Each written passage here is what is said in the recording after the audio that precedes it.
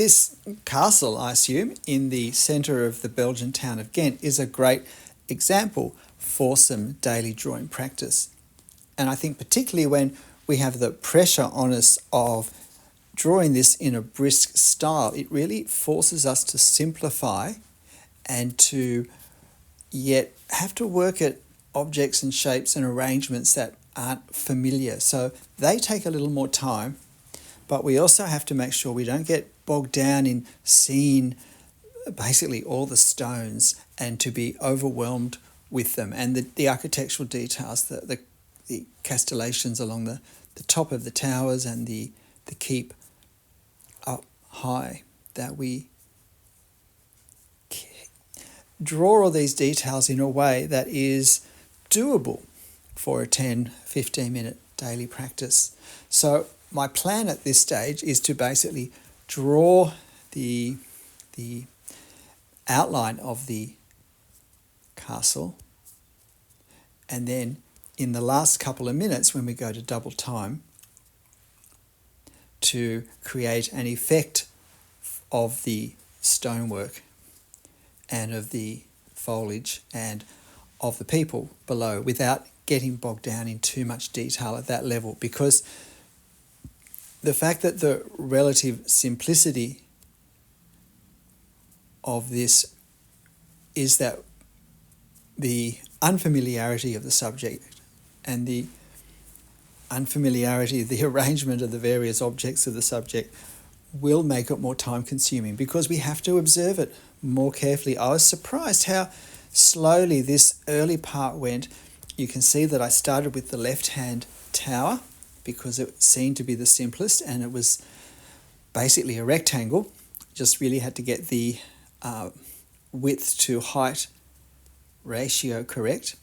And then there was a gap that even had some castellations to help me measure it across on the horizontal. And then there was another tower the same. The difference, though, is that the castellations turn out differently. We have these gaps in the wall at the top of the tower where presumably archers could fire. And then there's also this protective cover for the archers that they can fire above but below the level of the top of the tower. And they can also, if you look at the photo, they can also fire beneath this cover. So I'm assuming that the covers are wooden. They do look like they're probably wooden. And they allow the archers to fire over the top if the enemy is far away, or straight down almost if the enemy is at the base of the wall, up to no good. So, as I said, there is a bit of fill-in and a bit of fuss, but I feel like because the overall form of this is relatively simple, particularly when I don't draw all of the stonework, I want to, as much as I can and as accurately as I can freehand with ink, draw these castellations and these protective covers. And this tree as well, I think, is also going to be helpful. It's going to be particularly helpful for helping to define the foreground with these two towers on the wall. I guess it's really the midground because we have people in the foreground, and the keep that sits behind the tree. So the tree is really important. We want to get it nice and dark, a nice strong value, but more for the actual colour of the green than for the lighting as such, because I'm not going to be taking lighting into consideration for any of the rest of this drawing. There just isn't time. But as I said, I think being able to see this tree easily and quickly is important for helping us just to read a bit of an unfamiliar subject and angle quickly, and then to also lead us through the various depths of plane that we have here. And so having got the top of the tree, I now start to position the towers of the keep.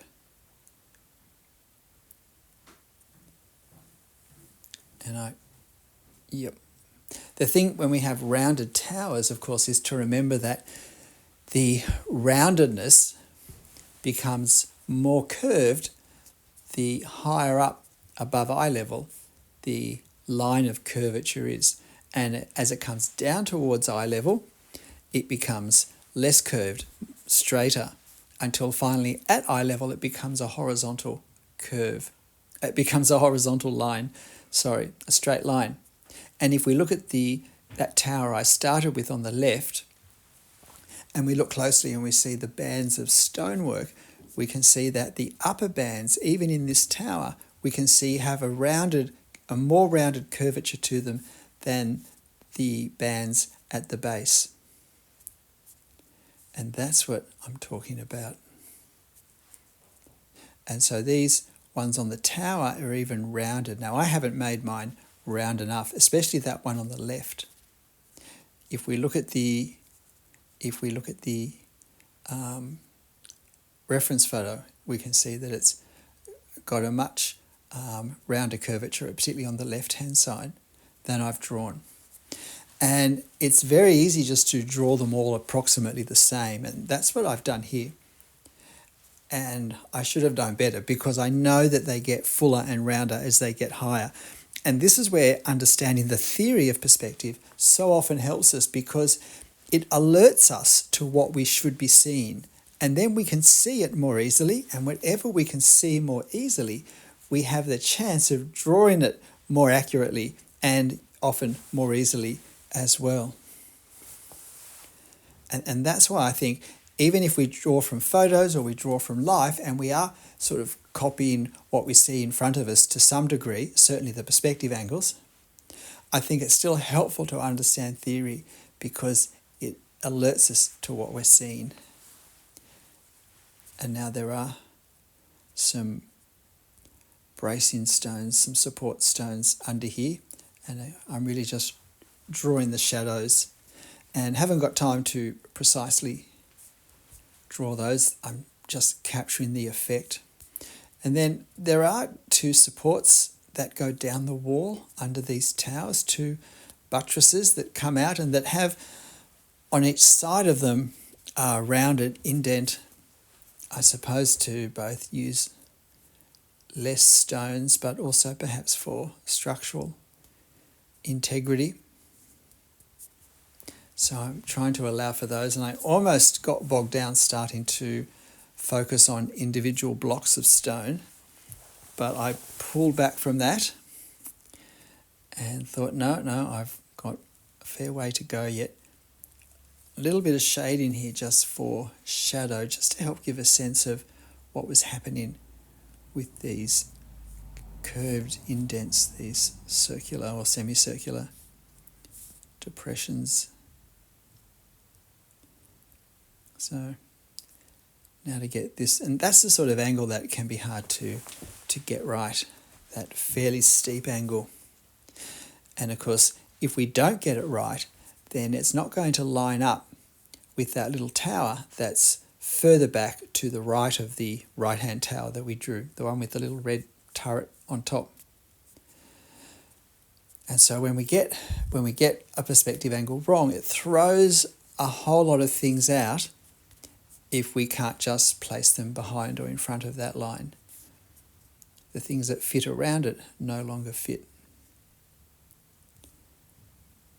Again, here there's some sort of indent, which I think is probably to allow an overhang where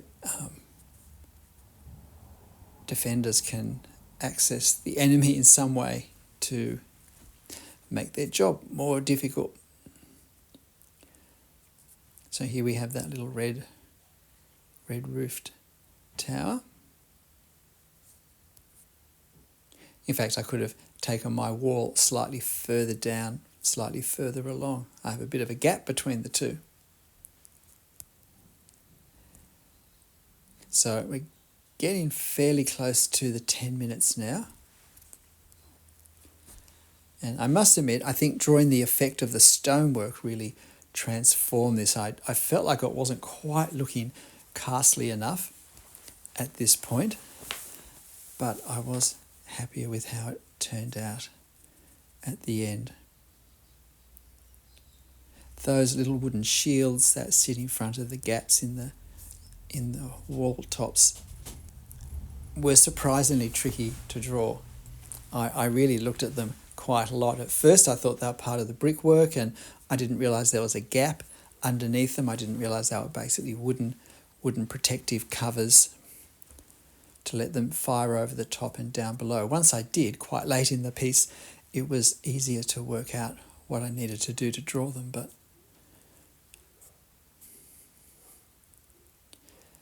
sometimes we need to work hard to simply observe accurately what we don't really understand. Though understanding, as I said earlier, always helps. So getting pretty close now to this, and now it's time to try a bit of effect of the stonework. So the important thing is to get the scale correct. What's the gap between these lines in the coursework? How large are these blocks of stone from this distance? And try and be accurate in that, because that's going to do a lot towards creating the sort of effect and the sort of sense of size that we have in our photo. As you can see, although it's double time, so it's faster, this part, I still did draw it very quickly. And I drew less rather than more, and I drew nothing on the castle up the top because I felt what I drew closer was light enough that if that was how we were seeing things, we wouldn't really see anything up the top. If I'd wanted to put some lines up the top on the tower for the stonework, then I think I probably would have needed to have made some of the stonework lines on the two forward towers a bit darker, or the wall between them or something. And then it's just a few people. So I did the couple of people right at the base, then I did another one or two closer, and then I decide to do one of the figures from this closest section, even though they're sort of turned away from everything else in the scene. So in that way, they don't connect so much, but really brought the foreground, the sense of foreground, much closer, and therefore made the looking up at the castle keep in the distance, I think, more effective, made it feel further away. So I think that was a good choice compositionally for the way the scene works. G'day, I'm Stephen Travers. Hope you found this helpful. Of course, this reference photo will be on my channel community page, and please hit the like button if you haven't already. So why not give this a go and spend a few moments in the beautiful Belgian city of Ghent. But hey, whatever you draw, however you draw it, make sure you have fun. I'll see you next time. Bye.